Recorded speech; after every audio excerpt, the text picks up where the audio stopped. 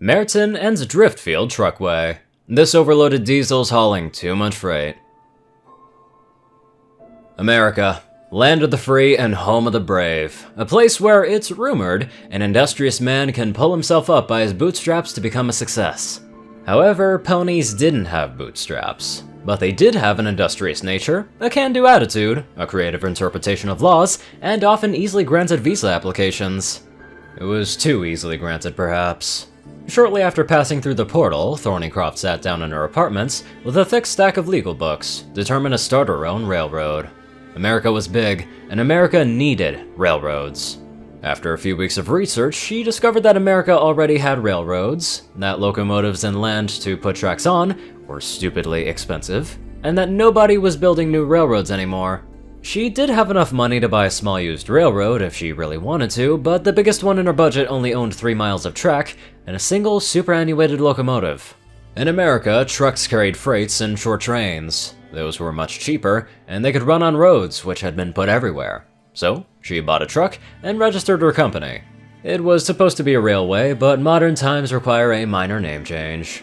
There were a few legal hoops to jump through after that and some practical considerations.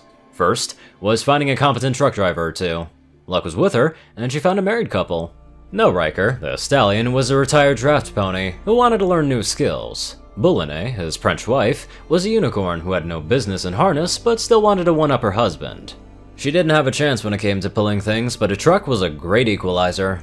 She aced every single CDL test and endorsements, and the two of them were now looking for a way to put their skill set to better use than driving boring box trailers. Oversized loads paid really, really well. Oversized loads also called for pilot cars both fore and aft, and Thornycroft quickly discovered that not all pilot car companies were cheap.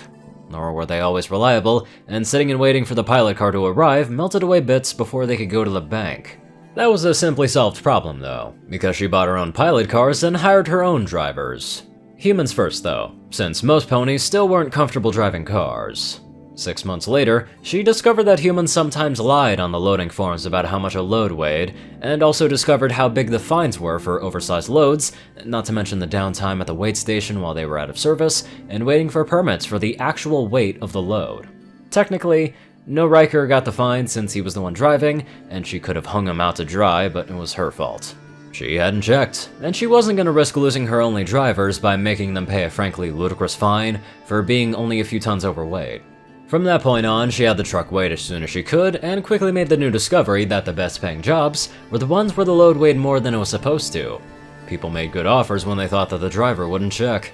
She rejected the overweight loads or ate the cost of the proper permit, and seethed every time. Those bits were gone, vanished in the ether, and every load that she rejected got picked up by some other company who was willing to take a chance, and if, there was only some way to get around it.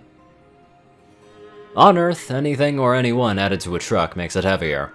The same wasn't true in Equestria, and she had some contacts.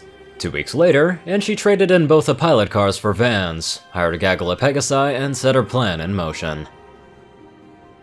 Thornycroft turned her head to the back of the van. Way station's open, guys. When we slow down on the exit ramp, every pony flies out the semi. Got it. Fleetwings replied. Go tell the tail crew. I'm on it. Cellular telephones were a decent way to communicate mostly anywhere, but a CB was better, and all the trucks in the convoy had them. Lead a tail, way station's open, lightning plan on exit. 10-4, boss. As she slowed for the way station ramp, backed up down the freeway to her advantage, she had a moment of worry. If her plan didn't work, she'd be spending a lot of time at the way station, and she'd also be writing a very big check to the state of Missouri. But her plan would work. They tested it out on truck skills already. Every pony knew the drill, and the dot inspectors wouldn't know it hit them. The van had automatic side doors, but the buttons to control them didn't work when the van was moving, so Fleetwings had to open it by hoof. And then there was a rush of air blasting in, hot, humid air, unfortunately. She'd gotten a little too used to air conditioning. Fleetwings reached the semi-tractor before the last Pegasus left the van. Lightwing, appropriately named, a little wisp of nothing who had obscenely strong Pegasus magic. And the one flaw in her plan was that there was no pony to close the door after the Pegasi had departed. Thornycroft unbuckled her seatbelt, climbed between the seats, and slid the door shut. Officer Hake had seen ponies driving trucks before, so he wasn't completely unprepared as no Riker rolled down the cab window and stuck his muzzle out. He still hadn't figured out exactly how they managed to do it with hooves, but as long as all the paperwork was in order and the truck passed inspection, it was honestly above his pay grade. What did give him pause was the sheer number of ponies crammed in the back of the truck. Most truckers had 2 or maybe 3 people in the cab, total. On a few occasions, it was a whole family. He didn't count, but estimated that there were at least a dozen ponies all milling about in the back of the cab. Being a generally suspicious human, as the job required, he instantly decided that a level 1 inspection was in order, even if the truck failed on the scales, which it certainly appeared likely to. The size of the load versus the load manifest he'd seen felt fishy to him. To his surprise, it passed the weight portion of his exam with flying colors. The tractor was the lightest Peterbilt that he could recall, enough so that he almost asked them to come around again just to see the numbers a second time. But he didn't have to. The scale happily spit out a weight ticket. The axle weights were weird, but permissible, and he mentally justified it with the idea that of course the truck had been modified so ponies could drive it, ignoring the nagging voice at the back of his head that suggested that any such modifications would make the truck heavier, not lighter. "Pull ahead," Officer Hake ordered, pointing to a spot. "And have your logbook, medical card, manifest, and... do you have a co-driver?" No Riker nodded, and tilted his head over at Boulinet. I take turns with my wife. "Very good. I'll need to see your documents as well. Do any of the ponies in the back drive the truck?" No, they don't know how. "I see. Are they family?" No. Officer Hake processed that. As far as he knew, there were no laws against riders in trucks, but he was gonna check on that. Something was going on. No Riker and Boulinet's paperwork passed inspection. Due to the nature of their loads and the limited drive times available to them, neither even came close to maxing out their hours of service. Their medical cards were valid and current, and even tested for things that no human driver ever had.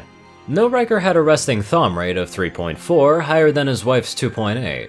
TK Field was 3E and 5U respectively, and Boulinet had the additional note of 2F average, less than 1 dozen max, whatever that meant, and Aura Passed was ticked in both cases.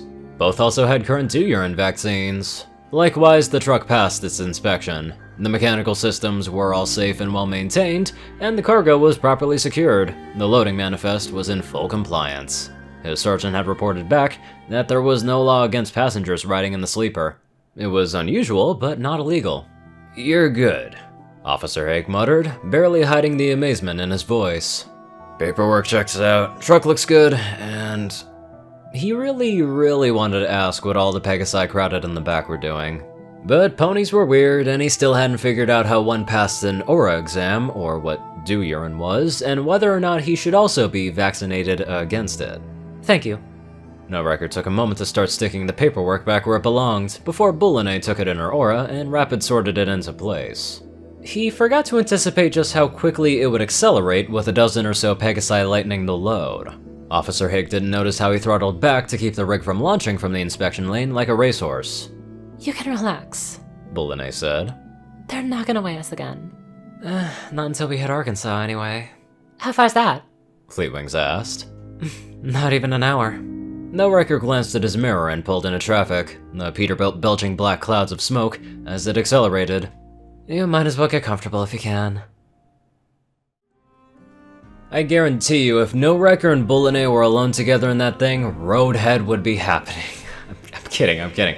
No joke though, this really is a nice and interesting glimpse into the trucker life, just with ponies, making things awesome. Forget I said anything about the Roadhead thing. Anywho, let's get on to our durable donators. Top donators Dash of Evergreen, Peter Coulthard, J Tin Man, Darkside, and Ponyman. CourierCruz CI, Strix, Zar630, Narwhals, TacoCat598, Rayden, Delta Omega, RuneScythe9852, dospo, Rhine Dragonwolf, Hunter Norman, Austin Roland, Lightning Blitz, Secret Moon, Tal Rasha, The Toilet Snake, Sword Brethren Mordred, Ronin Wandering, Enderai63, Random Person Man Guy, Easy, Jack Kedge, Skyochia, Leslie Prickett, Starlight Glimmer, Squiddy Boy, David E. Sanchez, Soul Dragon, Gaggy, Trey, Shadow Drake, Joe Piercy, Alex F., Rainbow Dash, Tilke Anderson, TV Killer, John Becker, Leon Reynolds, Zach Rakow, Mr. ECU, Leslie Prickett, Edgar Garcia, One Kingdom 1, Nissa Rusan, Vizuri, Dyslexic Character Sheets, Just a Random Boy, and Hotrick Plancard. Thank you all so much for watching this video, and live life to the fullest.